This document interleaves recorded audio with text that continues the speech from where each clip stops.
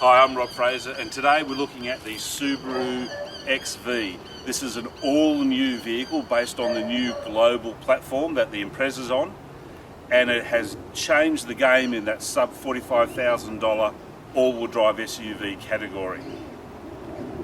4 models in the lineup, 1 engine, 1 transmission, all-wheel drive, all with a 5-star ANCAP safety rating. Let's have a look and see what is so good about this new XV. One of the things about this new platform is that it's actually allowed the vehicle to have a lot more room inside while not really being that much bigger outside. So for the driving perspective, as you can see, I'm a bit bigger than the average bear, but I can hop in easily. There's plenty of headroom, there's plenty of shoulder room. I've got more than enough leg room to slide back. The seats themselves are fairly comfortable. This particular one doesn't have lumbar support, but it still is actually pretty comfortable in the back. Height and reach adjustable steering wheel. I can get a really good driving position. So as I said, I got plenty of room in the front, and the passenger at the front would have plenty of room.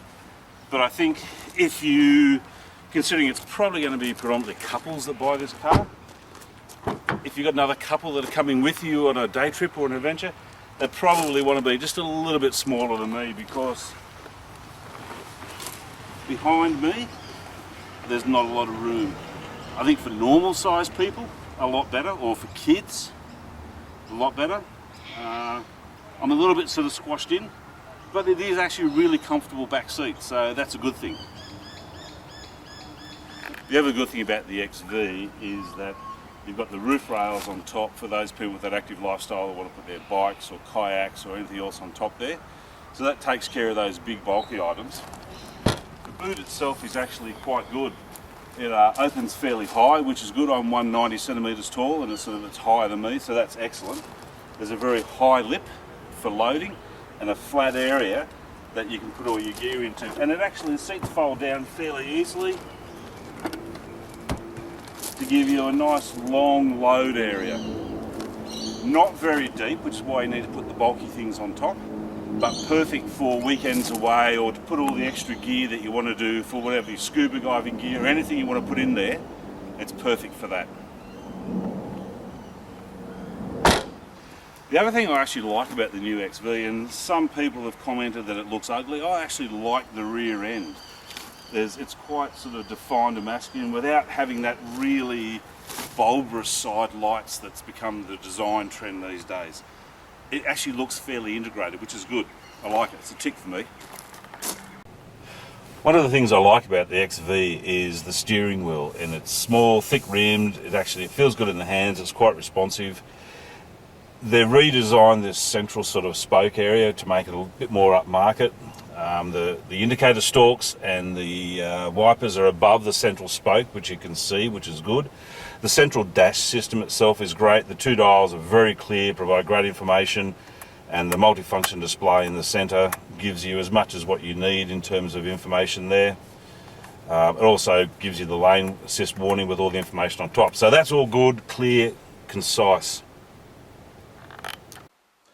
Subaru has made great use of this area above the central stack for a whole lot more information, including your symmetrical all-wheel drive information, fuel economy, and your average speed, that type of stuff, your radio, your distance to empty, your eyesight, and I leave it on this when I'm four-wheel driving, but please don't watch this while you're off-road. Watch the road, because if you're relying on this to tell you you're in trouble, you are in deep trouble. The other thing as part of this all-new XV is the redesign of this central area here. Much better than it was in the past. Very clear, very easy to read. Now has both the Android and the Apple CarPlay, and very intuitive to use, very simple, easy on the touch.